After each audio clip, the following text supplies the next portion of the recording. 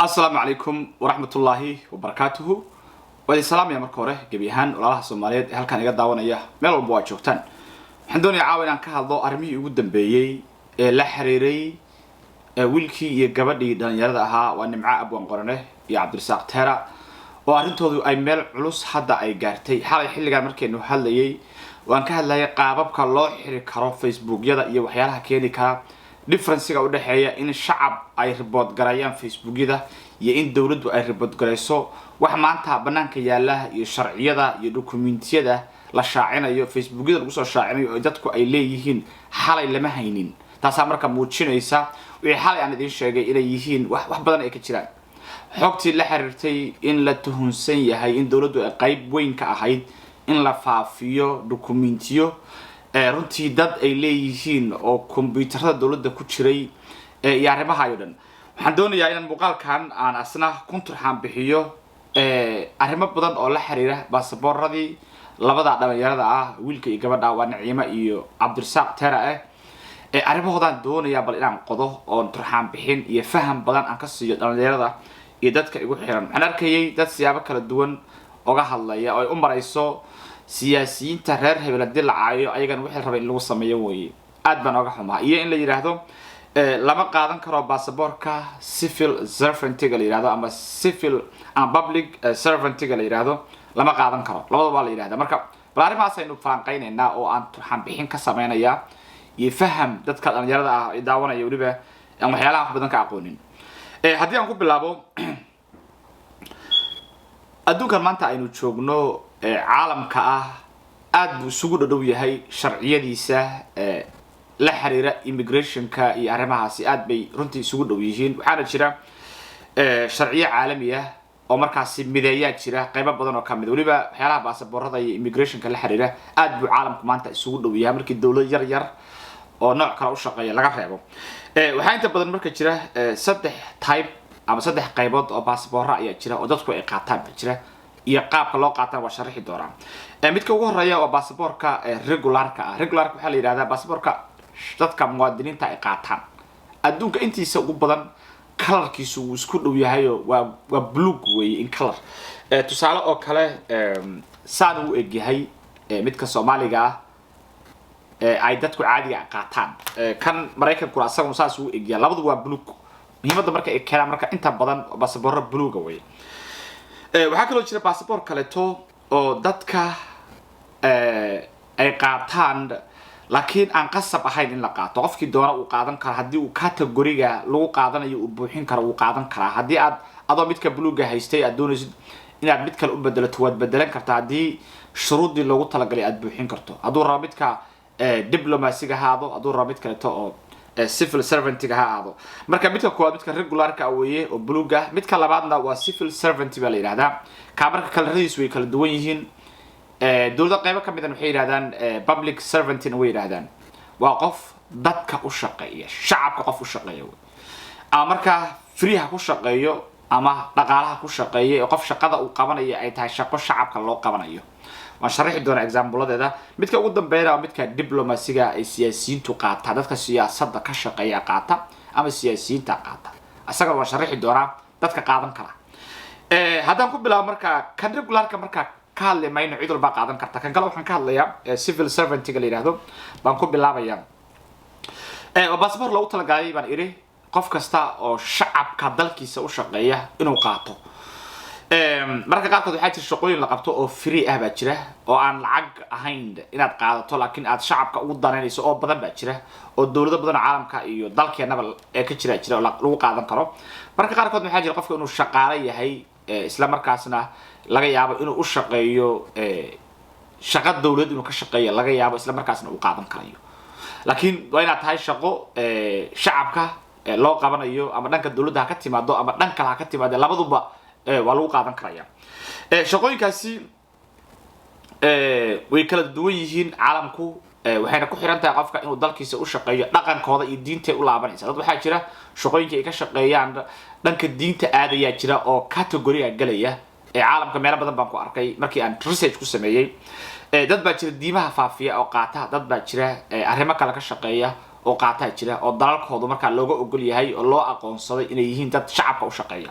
taa marka dhaqanka iyo diinta ku xiran tahay dalalku marka way kala yar duwan yihiin sida ay u bixinayaan waxayna ku xiran tahay dhaqankooda iyo diintooda iyo siyaasadooda ay ku xiran tahay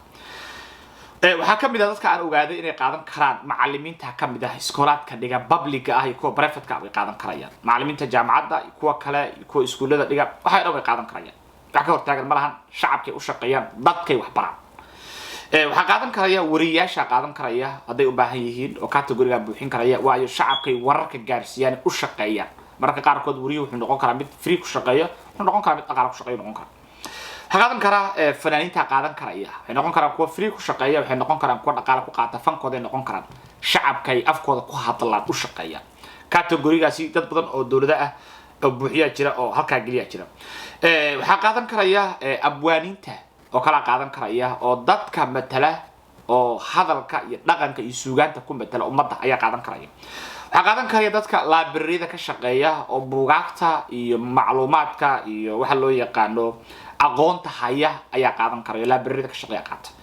waxaa qaadan karaya dadka ka shaqeeya fire department-ga ama hay'adda dabdaminta oo kale ayaa qaadan kara dad ka shaqeeya oo ummadda ka badbaadiya haddii dab ku dhaco waxaa qaadan karaya ciidanka waxaa qaadan karaya dadka ururada bulshada u shaqeeya oo free ku shaqeeya ama lacagta ku shaqeeya qaadan karaya waxaa qaadan karaya dadka mararkii ay arrimo jiraan gargaarka degdega ah ka qayb qaata qaadan karaya oo xirfadaha leh ama ciidan ha noqdaan markii loo baahdo yimaadaan ama dad kale oo markii abaaraha soo baxaan xirfado leh oo shaqeeya ama dad kaleeto oo si kaleeto mataqaanaa u shaqeyn kara laakiin dadka shacabka u shaqeeya cid walba oo marka shacabka u shaqeyn karta 90% ummadda qayb badan oo ka mid buuxin karta marka category in la buuxin waayay adag tahay maaha civil servant-gu waa qof kasta oo shacabka u shaqeeya ama public servant-ga waa qof walba shacabka u shaqeeya ayaa category-gaasi qaadan kara marka baasaboorka in lagu qaato qasab maaha marka in qofku qaato hadduu doonayo inuu qaadan kara hadduu doonayo inuu iska dayn kara aad bay isugu dhow yihiin asaga iyo mid kaleeto oo bluega ah oo regularka ah sababta loo qaata sababta ugu weyna waxay tahay in qofka uu xurmad ku helo marka uu dalka soo degayo kusoo laabto in maxaa la yiraahdaa immigrationku ay xurmeeyaan markay arkaan baasaboorka uu wato qof shacabka u shaqeeya xoogaa yar xurmada unbaa lagu helaaye cidna biil ku meesho cidna dhaqaale ku meesho no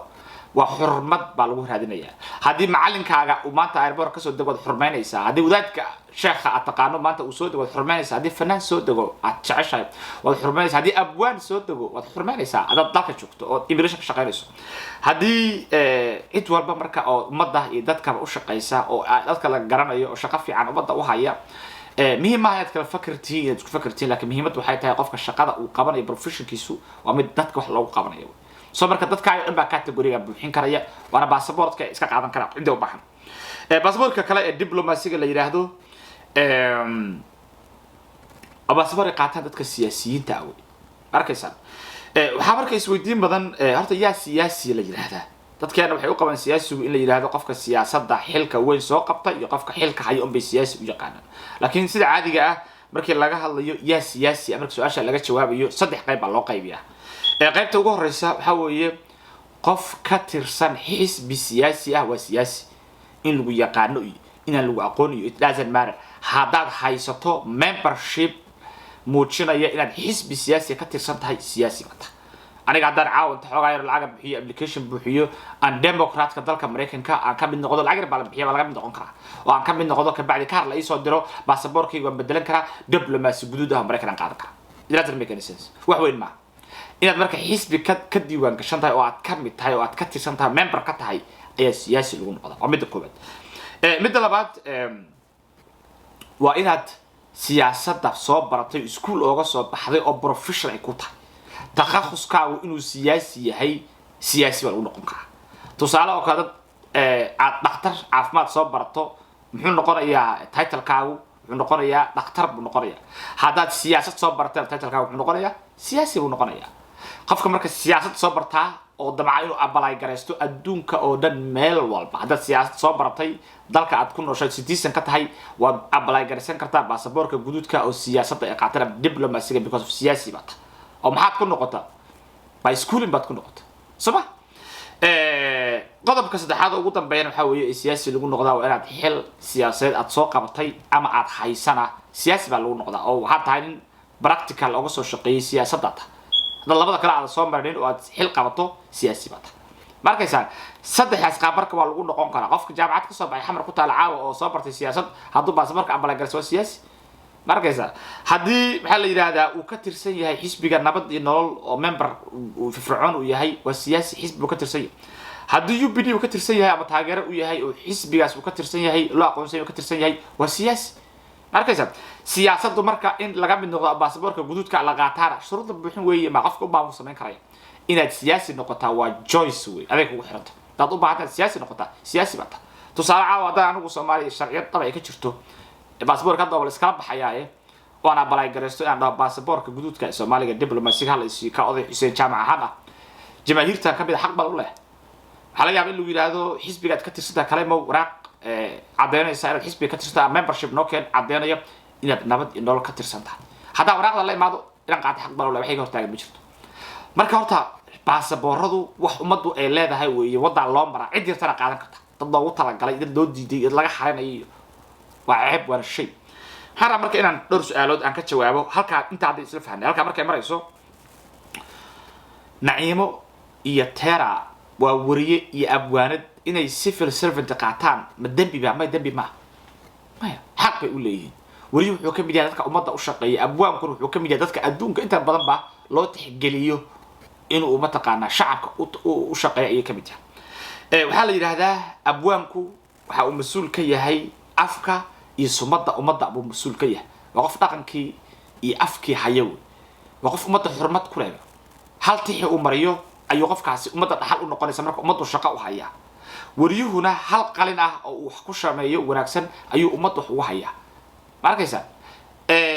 dadkii loogu talagalay way inay baasaboorka civil mataqaana servant-iga inay qaataan qualification dadkii loogu talagalay way inay qaataan wax dambi ama ceeb ma arkay ku haya markii la yiri baasaboorada la soo saaray inta ay dadka walaalaha xuquuqdooda u doodi lahaayeen waxay leeyihiin sabtay u qaateen civil servant ma civil servant ma ahan inaad qaataa inaad madaxweynaha inuu qaato bas ma no cid walba qaadan kartaa in ayagu qaataana dambi ma ahan xaq bay u leeyihiin adigu hadii aad category aan sheegay ama calaamadii aan sheegay mid kamid ah hadii aad tahayna waad qaadan kartaa ama farmaajo jeclow ama nibcow ama xasan jeclow ama nibcow it doesn't matter hadaad category buuxin ka soo qaadan kartaa sida daraadeed marka sidaas ay horta u qaateen inay qaataan xaq bay u leeyihiin cid walbana way qaadan kartaa aniguna caawaan qaadan karaa adiguna qaadan kartaa dad u baahan tahay wax weyn ma aha dalka sharcigiisa iyo baasaboorkiisa dadka loo kala qaybiya laakiin ma aha wax dadka gacanta ku hayaan cid rabaan u diidi kara kana saari kara Facebook lagu xiri karo sida loo isticmaalayo maanta waa shame umada ayna celinaysaa oo dhibaato u keenaysaa su'aasha kale ka jawaabay waxa weeye ma ayaga bas qaatay Naciimo iyo Tera kaliya miya baasaboorka nooca ay haysta maya waxaan gacanta ku hayaa caawa oo aan soo bandhigi karayaa oo wallaahi 10 dhalinyaro ah oo numberkooda ugu badan aad garanaysaan oo xafiiska ra'iisul wasaare Roble ama u shaqeynayay ama taageero u ahaa oo qayb badan oo ka mid aad garanaysaan oo baasaboorka guduudka ah iyo midka civil servant-iga la yiraahdo labadaba la siiyay oo Turkiga meel walba ku aadi ba jira aan xaq bay u leeyahay helaan wax ku jaban ma garan wax ku jaban hadii marka shuruudii buuxinayaan ayaga iga garanaya naftooda iyo shuruudooda iyo aqoontooda iyo waxay ka shaqeeyaan ayaga iga garanaya hadii marka ay buuxin kara in la siiyo wax dhibaato u arko dadka aan ogahay macluumaadkooda aan hayo waxa ka mid ah yarka Cabdicasiis Golf yar la yiraahdo baasaboor guduud ah ayaa la siiyay oo diplomacy ayaa la siiyay xaq miyuu u leeyahay adigu ka jawaab waxa Tera loogu diiday midka public servant-iga marka waa laba wariye way asagu midkii siyaasiga uu qaatay asaga waxa kale loogu diiday inuu qaato midka public servant-iga way isweydiyaad u ka jawaab waxa jira gabar kale oo aad u soo qorqortaa oo aan magaceeda sheegaynin oo ayada midka guduudka la siiyay oo ka mid ah dadka taageera Roble xafiiskiisa ka wada qaateen kuwa marka farmaajo meesha ka qaatay ama taageersana oo ama kuwa red ka qaatay oo siyaasiyiinta qaatay ama kan kale oo green ka qaatay shaqaalaha ah wadambiilayaal kuwan kale tana waa caadi miya isweydiyaad u barka jawaab arinta baladu ka jawaab isweydii ma garanayo marka muhiimada ay leedahay laakiin waa dad aad u fara badan baa qaatay xaq bay u leeyihiin cidii marka category-ga buuxinaysa immigration ka garanaya shuruudo lagu qaato hadii musuqmaasuq ku bixiyaan ayaga dhibaatada u taala waa immigration la saxaw laakiin qofka Soomaaliga wuxuu qaato oo immigration ku arko inuu xaq u leeyahay in loo diidaa ma garanayo cid baasaboorka cid kale ka xigta ma jirto waa shame waan ceeb waa discrimination waa qabyaalad qaawan waa foolxumo aan la fiirsan karin wey waxa kale oo runtii arrintan ay tuhun ay gelinaysaa ummadda Soomaaliyeed meelo badan bay ka gelinaysaa waxaan dhibaatada ka timaaday dhanka ra'iisul wasaare Roble ka timaada ama ra'iisul wasaarihii hore Soomaaliya Roble ka timaada waxaan arkay dad dhahaya ra'iisul wasaare Roble baahana la yiri mid baan arkayay aan jecel magaciisa inaan sheego laakiin aan wax aqoon iyo cilmi xishooda aan lahayn baan arkayay oo gabadha caayaya walaasheena oo ummadda caayaya kaliya wuxuu muujinayaa inuusan dhaqan lahayn diinna lahayn imaamna uusan lahayn bay muujinayaa asa ka sii falxun kuwa dhageysanaya arrintan marka waxay tuun ay weyn ay gelinaysaa haddii qof nool facebookiisii waa dhintay in lagu sameeyo lagu dhiiraday qof nool in la dilaa maxaa diiday isweydii adigu wax diiday arrintan muujinaysaa banaanka soo dhigaysaa dilkii la damcay in lagu dilo professor Cabdiwahaab ee Nairobi loogu geystay inay dhab ahayd baad arkaysaa dad u ooman dhiigga ummadda ayaa meesha jooga qof dhintay baa leeyahay qof nool baa leeyahay wuu dhintay sharcigiisina banaanka loo soo tuuray database-ka dawladdan waa laga saaray waan la publish gareeyay oo sharcigaas hadii mar banaanka saas u baxay waa ma shaqeynay because of already cid walba heshay waana wixii lagu jabsaday luna report gareeyay Facebook loo diray bay ahayd waraaqa kalena waa lagu daray wixii marka dawladdu ay lahayd oo loogu talagalay ummaddu in loo hayo haddii lafshaas loo yeelayo day arkaysaa halka ay marayso teeda kale aniga adigu was dagaali karnaa was nici karnaa was caay karnaa waa kala duwan karnaa laakiin dadku waa inay leeyihiin wax ka dhaxeeya oo aanan ku dhiiran karinin adiguna aad ku dhiiran karin way in la helo way wax walba in lagu cayaaro ma arkaysan marka waa musiibo waxay muujinaysaa halka Roble iyo kuwa ku hareeraysan ay joogaan bay muujinaysaa aamusnaanta Xasan Sheekh Maxamed waxay muujinaysaa inuu raali kaga yahay bay muujinaysaa waayo Xasan Sheekh Maxamed dalka jooga ayuu darhad $900,000 ayuu Roble qaatay oo loogu talagalay oo wasaaradaha ay soo baas gareen loogu talagalay abaaraha in lagu badbaadiyo lagu dar loogu talagalay buntu 100 ka bixiyo 900 kale ayuu jeeb gashtay Xasan Sheekh Maxamed raali uu ka yahay hadlay maalin kasii horeysay buu laba boos oo horay loogu diiday oo dawladdu ay lahayd ayuu qaatay Roble raali buu Xasan ka yahay waxa la wixii uu sameeyay Roble Xasan raali buu ka yahay ma marka inuu ka baxsan yahay sheekada asaga iyo Roble qayb bay ka yihiin wax walba dhaca waxaan rabaa inaan ku soo koobo finally intaan muuqaal ka bixinin khudbadii maalinta Xasan Sheekh Maxamed jeedinayay hadal aan la yahay uu ka jeediyay halkaan ka daawada walaalaha waqooyiga oo maanta siyaasiyan uga maqan inaan jirino wax kasta oo ay ku qancayaan oo daaweynayo oo aan dib ugu midoobi karno inaan dib ugu midoowno dawladdan slogankeeda waa kaas wax walba oo walaalaha reer waqooyiga ah ama reer Somaliland ay ku soo laaban karayaan raali baan ka ahay waan u qabanayaa wax walba doonayaan inaan u sameeyo diyaar baan ahay Xasan Sheekh Maxamed maar banaanka laha markaysan waxaad rabto waad oran kartaa afkaad ka oran kartaa laakiin haddii aysan qowlkaaga hadalkaaga israacsanay halkaaga wax maana ma sameeynay haddii aad marka reer waqooyi wax u qabanayso wax kale ha u qabanine dadka waxa ay xaq u leeyihiin baasaboorada iyo sharciyada ummadda ah faraha uga qaadanta bliix inta bis Xasan u sameeyo waxba Somaliland iyo soo celintooda iyo midnimada iyo waxa iska daa baasaboorada iyo ID-yada ay dadka leeyihiin ee gabadha iyo wiilka dadka lamid ay leeyihiin ee adiga ka fikirka duwan ee haday rabaan ama ku taageeri karaan ama ku diidi karaya xoolahooda ummadda database ku jira faraha uga qaad inta bas samee xafiiskaaga laga soo abaabulaya yaa soo sheegaysa marka inta ka dhigaysa waacide waxaan inaan final ku soo koobo arrin yar oo runtii anigu markii aan arko arrimaha immigration-ka runtii waan dareema xanuun baan dareema waxaan ka mid ahay dadka qurbaha u qaxay oo dhibaatada ka soo maray baasaboorka iyo shahaadada Soomaaliga ah dad badan oo aan ku jira dhibaato ka soo maray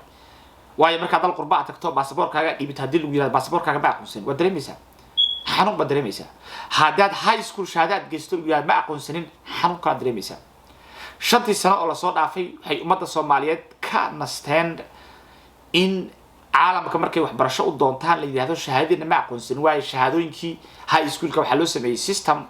safaaradaha la weydiin karaa caalamkii oo dhanna waxay dawladdeena u dirtay inaan database leenahay oo shahaadooyinka la heli karayo cidii u baahan shahaadooyin lagu midaysan yahay dalka ayaa laga hirgeliyay arrintaas yarta ah intaas oo dhalinyaro ah oo Soomaali oo qurbaha joogta ayaa xataa lottery-ga systemka la yiraahdo oo dadku dhakhtarsiibka ay ku baxaan intaas ayay ka anfacada boqolaal jaamacadood bay ku aadeen isbedel bay dhalinyaradu ka dareemayaan shahaadada la sameeyay oo high schoolka ah oo ummaddu ay markaasi ama wax ku baran karto ama ku dhoofi karto dal leh tixraac iyo wax u kaydsan baynu noqonaa baasaboorka Soomaaliga sidoo kale to meelo badan oo aan lagu aadi jirin baa dalkeena lagu aaday dhowr sano la soo dhaafay markaysan in marka hadda dib loogu celiyo meeshii aynu laga soo bilaabay oo database inta la qufo la turtuuro xanuunka ay leedahay cidii garanaysa muddo ka hor dalka Mareykanka markaan soo galayay baasaboor baan watay halkan iyaal Soomaaliya wali waan haystaa ayaan watay ma baasaboorradii systemka ku jira database-ka baasaboorradii waxa weeye waa lagu siinayaa waad qaadanaysaa cid haysta ma jirto waraaq baa la siiyay kale dalka markaan soo galayay waraaqahan cado A4 ka yiraahdo meesha hoose marka visa liigu dhijay baasaboorka waa la diiday visa liigu dhijay waraaq cad baa visa liigu soo dhijay ord ku galbaalay dalka Mareykanka dalka markaan imaaday airportka markii aan soo marayay meel badan oo ka mid sida Philadelphia meelahaas soo maray waan xasuustaa waraaqeeda waxa qaybta hoose kaga qornayd qofkan wuxuu wataa baasaboor ay dalka Mareykanka aan laga aqoonsaneyn ayaa meesha hoose kaga qoran aad baan arrintaas u dhibsada qof kasta oo ay ag fadhiya baasaboorkiisa loo saaraya fiisaha wala fiirinaya aniga baasaboorkayga loo fiirinayo waayo waraaqda cad wata waxa ku qoran baa ninka baasaboorka uu wato ma aqoonsanin baa ku qoran marka baasaboorkayga loo baahan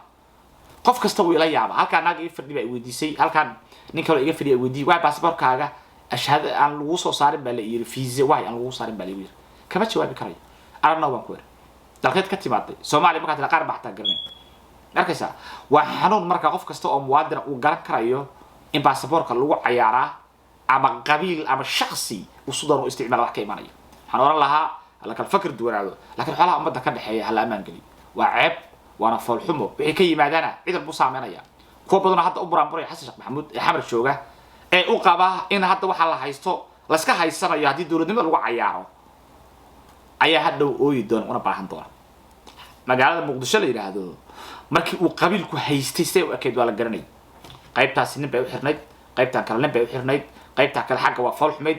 ghost city bay ahayd ghost city waxa leedahay magaalooyinka laga guri ee burburay ee foosha xun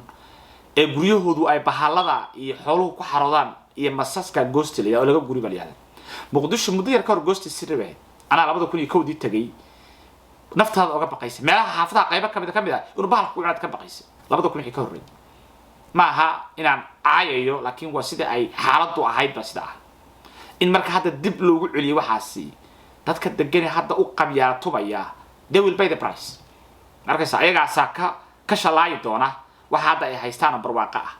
midnimada iyo isku soo dhawaanshaha ummadda Soomaaliyeed weeye waxa qurxinaya waxa hadda la haysto haddii marka xamar dad walba ay ka tagaan dawladnimada Soomaaliyeed ugu sheegayana waa reer isku yimaaday oo system yar oo hadda la aasayo samaystay haddii marka ay reeru xamar ka kala tagaan xamar ma qurxanayso reerna dawlad ma noqonayo we all know that intaas aan kusoo koobaya dalka Allah badbaadiyo arrintan waxaan qiyaasayaa in ama rajeenaya in ummaddu ka badbaado lagana daayo cayaarta lagu wado systemka iyo dawladnimada Soomaaliya dad waarta muuqaalka inuu muhiim u yahay ummadda fadlan la sii wada